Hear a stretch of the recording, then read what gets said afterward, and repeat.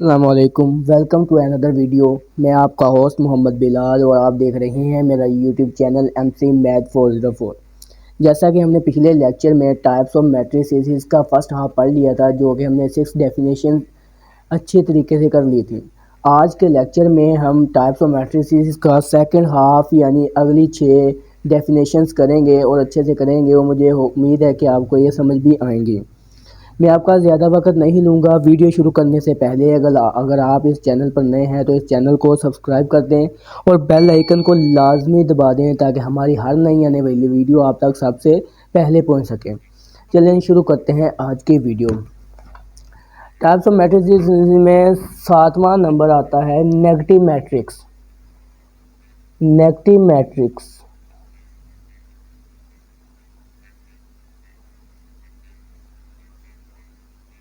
7वीं type है negative matrix. Negative matrix को Urdu medium वालों के लिए लिख दूँ मनफी कालब कहते हैं। मैं उर्दू मीडियम वालों के डेफिनेशन नहीं लिखूंगा, लेकिन साथ साथ बताता जाऊंगा क्योंकि वीडियो लंबी होती जा रही थी कल। मनफी कालब कहते हैं, नेगेटिव मैट्रिक्स को मनफी कालब कहते हैं। अब नेगेटिव मैट्रिक्स होता क्या है, इसकी सबसे पहले हम डेफिनेशन कर लेते हैं। A matrix is obtained by a matrix A matrix is obtained by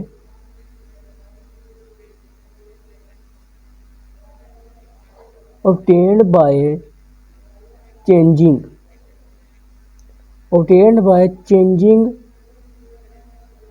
the signs. A matrix is obtained by changing the signs of all its entries. All its entries.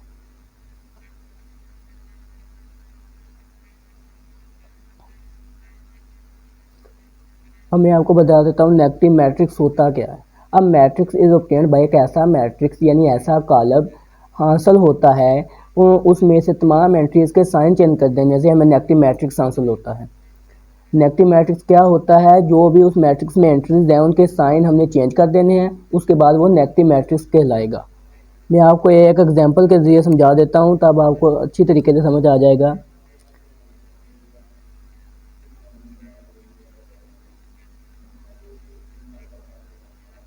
Example है हमारे पास negative matrix की, ये आप देख सकते हैं। For a हमने कर लिया है 1 3 -2 4।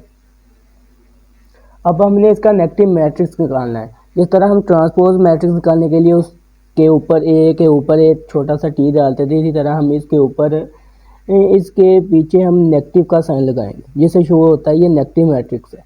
अब हमने इसका नेगेटिव मैट्रिक्स मूव करना है। इसमें तमाम एंट्रीज हैं उसके हमने साइन चेंज कर देने हैं। ये 1 प्लस का है, इसे हमें नेगेटिव कर देना है। ये 2 माइनस है, इसे हम प्लस कर देते हैं। ये +3 है, हम इसे माइनस कर देते हैं। और ये 4 प्लस है, हम इसे माइनस कर देते हैं और ये नेगेटिव मैट्रिक्स हमारे पास आ गया है। उर्दू मीडियम वालों के लिए मैं फिर बता दूं मनफी कालब होता क्या है। ऐसा कालब जिसमें हम तमाम अदाद के साइन चेंज कर देते हैं उसे हम मनफी कालब यानी नेगेटिव मैट्रिक्स कहते हैं। आई होप आपको ये समझ आ गई होगी। आगे चलते हैं, अगली टाइप है symmetric matrix. Symmetric matrix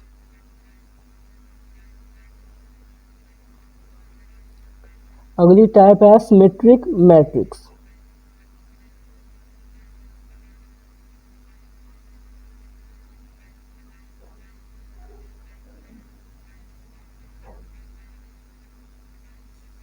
symmetric matrix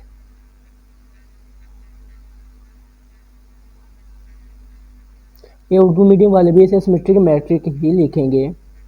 symmetric column. सबसे पहले मैं इसकी तारीफ लिख देता हूँ। A square matrix A symmetric matrix है, उसे हम स्क्वायर यानी मुरब्बी कॉलम कहते हैं। Square matrix is a symmetric square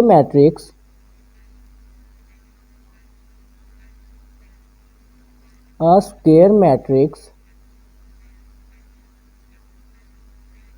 is symmetric symmetric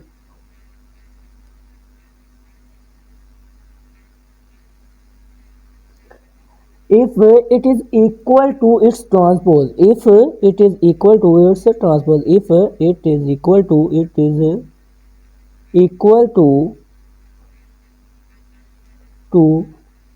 its transpose.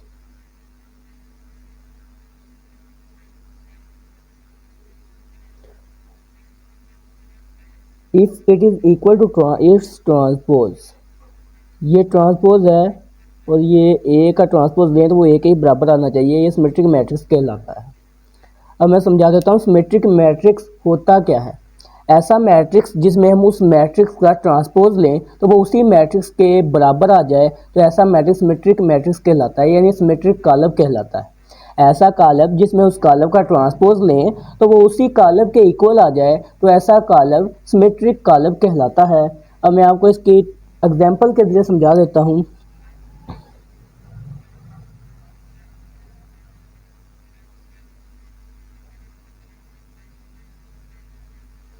Example है हमारे पास, ये हमने एक एग्जाम्पल ले ली, एम मैट्रिक्स है। ये मैट्रिक्स जो भी लेना है हमने स्क्वायर मैट्रिक्स ही लेना है क्योंकि उनका ऑर्डर आपस में बराबर होता है स्क्वायर मैट्रिक्स का। सिमेट्रिक मैट्रिक्स स्क्वायर मैट्रिक्स के इक्वल होते हैं, इसलिए स्क्वायर मैट्रिक्स ही इसे सपोज करना है। 1 2 3 2 -1 4 3 4 0, ये एक मैट्रिक्स हमने सपोज कर लिया। अब हमने इसका ट्रांसपोज लेना है और ये हमने वाज़े करना है कि ये वाकई ही एक ए का ट्रांसपोज लें यानी एम का ट्रांसपोज लें तो वाकई वो एम के इक्वल आता है। इसका ट्रांसपोज लेने के लिए हमने एम लिखना है और उसके ऊपर टी यानी ट्रांसपोज की निशान लगाना है। यह जगह कम है, मैं फिर भी लिख देता हूँ। ट्रांसपोज लेने के लिए हम करते क्या हैं, ट्रांसपोज लेने के लिए हम रोज़ को कॉलम्स में चेंज कर देते हैं। ये पहली रो है 1 2 3, इसको कॉलम में चेंज कर दें 1 2 3। ये दूसरी रो है 2 -1 4, इसको कॉलम में चेंज कर दें 2 -1 4। यह तीसरी रो है, इसको भी कॉलम में चेंज कर दें 3 4 0। इस तरह ये आप देख सकते हैं कि m का ट्रांसपोज लिया तो वह m के बराबर ही आ गया। ये हमारे पास रो थी, हमने इसे कॉलम में चेंज कर दिया। ये भी हमारे पास रो थी, हमने इसे भी कॉलम में चेंज कर दिया। ये भी हमारे पास रो थी, हमने इसे भी कॉलम में चेंज कर दिया। इस तरह आप देख सकते हैं कि सिमेट्रिक मैट्रिक यानी सिमेट्रिक कॉलम होता क्या है। ऐसा कॉलम जिसमें हम उस कॉलम का ट्रांसपोज लें तो वो उसी कॉलम के इक्वल आ जाए यानी उसी मैट्रिक्स के इक्वल आ जाए, ऐसा मैट्रिक्स हमारे पास सिमेट्रिक मैट्रिक्स कहलाता है। आई होप आपको समझ आ गई होगी। चले चलते हैं अगली टाइप की तरफ। अगली टाइप है स्क्यू सिमेट्रिक मैट्रिक्स। अगली टाइप है 9th टाइप है इसकी skew symmetric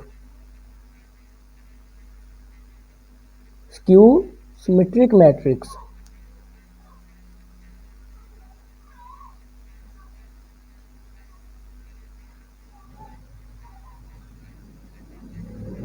skew symmetric matrix, सबसे पहले मैं इसकी डेफिनेशन लिख देता हूँ। Skew symmetric matrix, a square matrix is said to be skew symmetric if square matrix, ये स्क्यू सिमेट्रिक मैट्रिक्स भी एक स्क्वायर मैट्रिक्स ही होगा यानी रब्बी कॉलम ही होगा। स्क्वायर मैट्रिक्स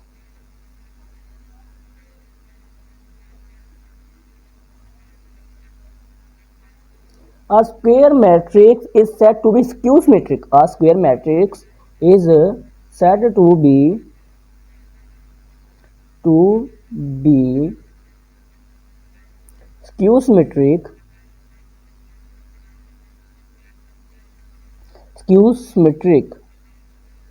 इसकी भी एक शर्त है, वो अब मैं लिख देता हूँ।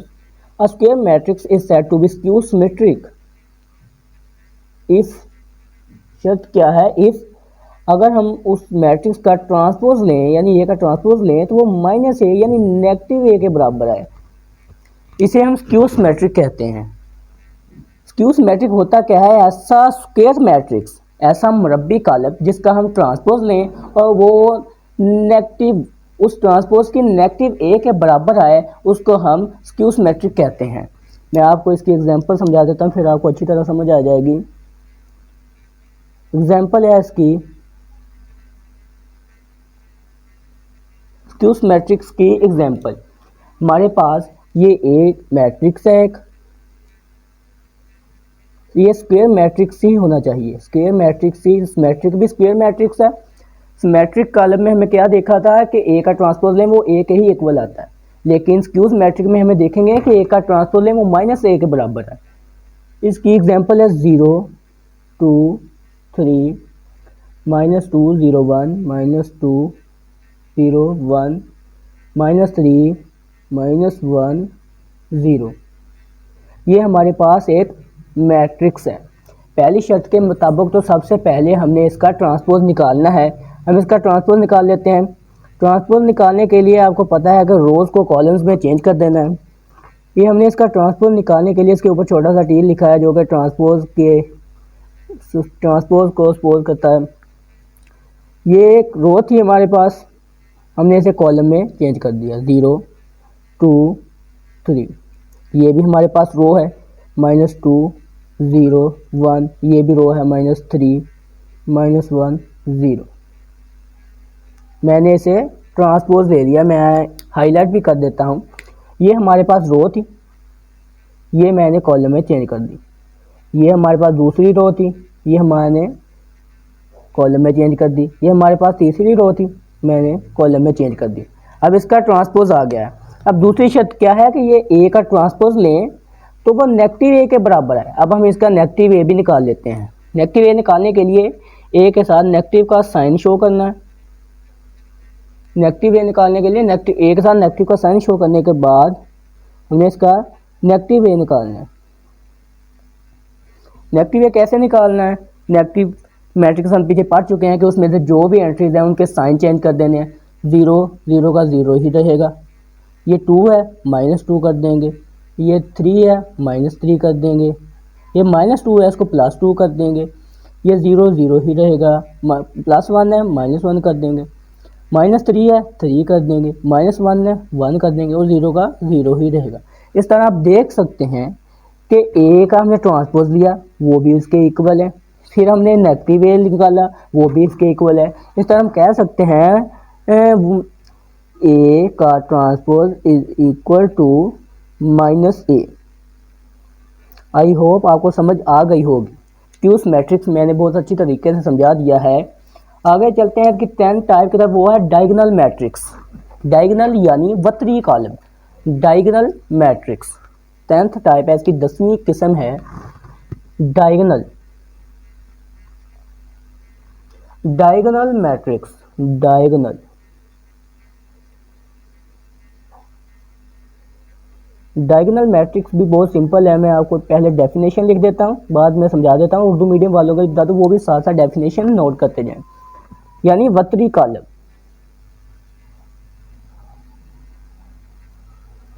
डायगोनल मैट्रिक्स होता क्या है?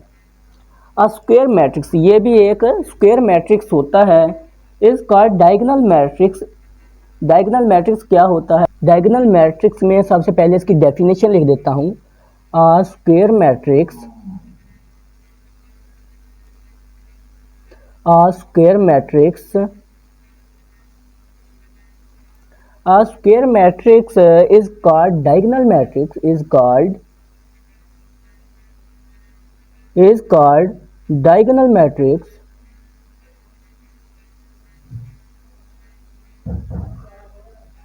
Square matrix is called diagonal matrix. एक मुरब्बी कालब, एक वक्री कालब कहलाता है इफ एट लीस्ट, ये दो शर्तें आपने याद रखनी है। If at least anyone, at least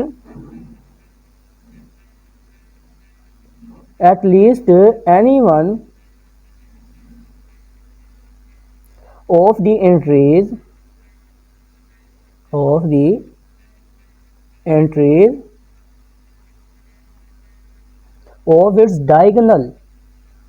its diagonal of its diagonal is not zero, is not zero, ये पहली शर्त होगी। And non diagonal entries are zero, and non diagonal entries, and non diagonal entries are zero. मैं आपको ये दो शर्तें पहले हाईलाइट कर देता हूँ। एक मुरब्बी कालब एक स्क्वायर एक डायगोनल मैट्रिक्स यानी वतरी कालब कहलाता है if at least any one of the entries of its diagonal is not zero. दूसरी शर्त है and non diagonal entries are zero. अब मैं आपको एग्जाम्पल की तरह समझा देता हूँ, वहाँ से आपको अच्छी तरीके से समझ आ जाएगी कि diagonal and non diagonal entries होती क्या है। एग्जाम्पल लिखते हैं हम इसकी।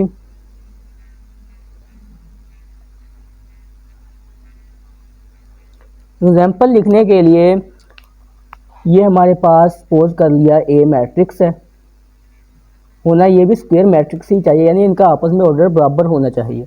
1 0 0 0 2 0, यहाँ 3 लिख दिया, ये 0 ये 0। अब डायगोनल एंट्रीज होती क्या है, सबसे पहले तो मैं आपको ये बता दूं, यानी वतरी हिंसे यानी डायगोनल एंट्रीज, ये हमारी डायगोनल एंट्रीज है।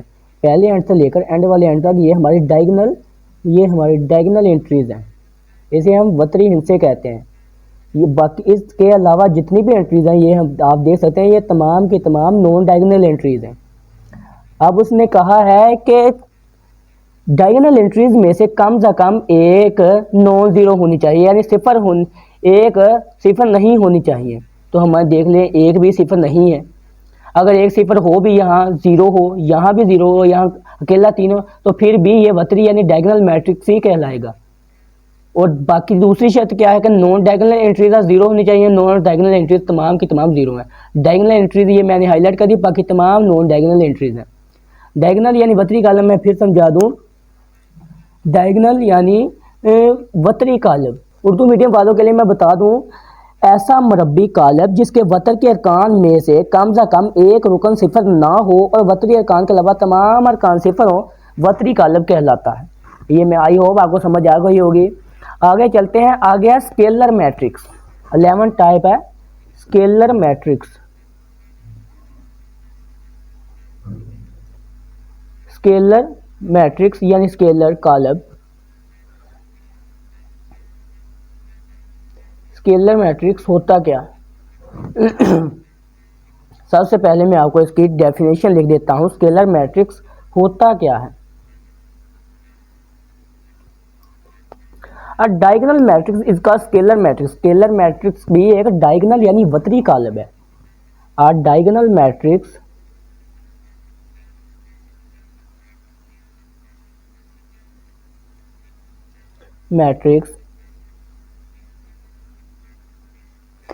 is called scalar matrix if all diagonal entries scalar matrix if शर्त ये है all of its diagonal entries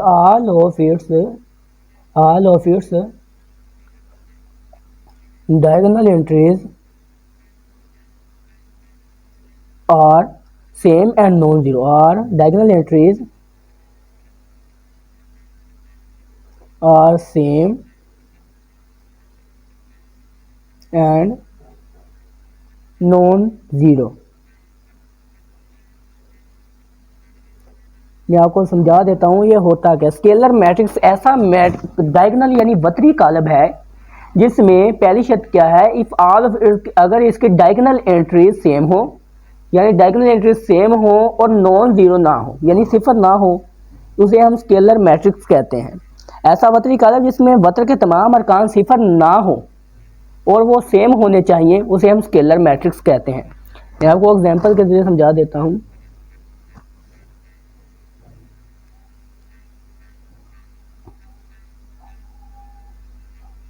ये हमारे पास एक है स्केलर मैट्रिक्स ए है हमारे पास टू टू, बाकी ज़ीरो ही लिख रहे हैं। ये हमारे पास एक मैट्रिक्स है। इसमें पहली शर्त क्या है कि if all of its diagonal entries are same. Diagonal entries हमारे पास तमाम के तमाम सेम होनी चाहिए। तो ये हम देख सकते हैं कि हमारे पास डायगोनल यानी वतरी इनसे तमाम सेम है। एंड नॉन ज़ीरो होने चाहिए, ये नॉन ज़ीरो भी हैं।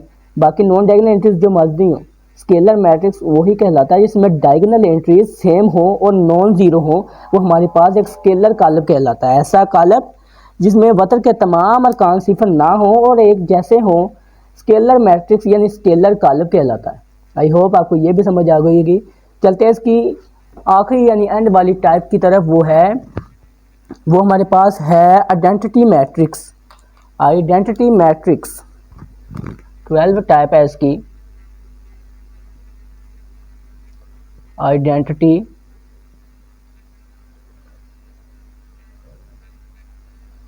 मैट्रिक्स यानी वहदानी कालब। ये भी स्केलर मैट्रिक्स ही जैसा है, वहदानी कालब। सबसे पहले इसकी डेफिनेशन लिख देता हूं। अ डायगोनल मैट्रिक्स, ये भी एक वतरी ही कालब है। अ डायगोनल मैट्रिक्स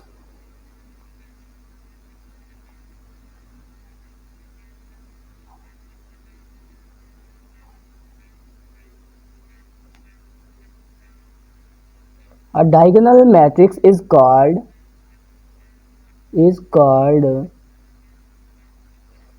identity। इसका एक नाम और है जिसे हम यूनिट कहते हैं, यूनिट मैट्रिक्स या identity matrix. Unit matrix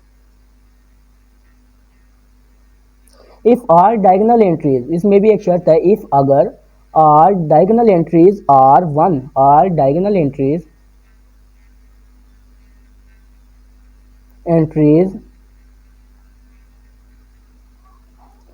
are one. Identity matrix यानी वहदानी कालब होता क्या है, जिसमें डायगोनल एंट्रीज तमाम की तमाम एक हो, यानी एक होनी चाहिए। ये भी हम इसकी एग्जांपल के जरिए समझते हैं ताकि आपको अच्छे तरीके से समझ आ जाए। एग्जांपल है इसकी,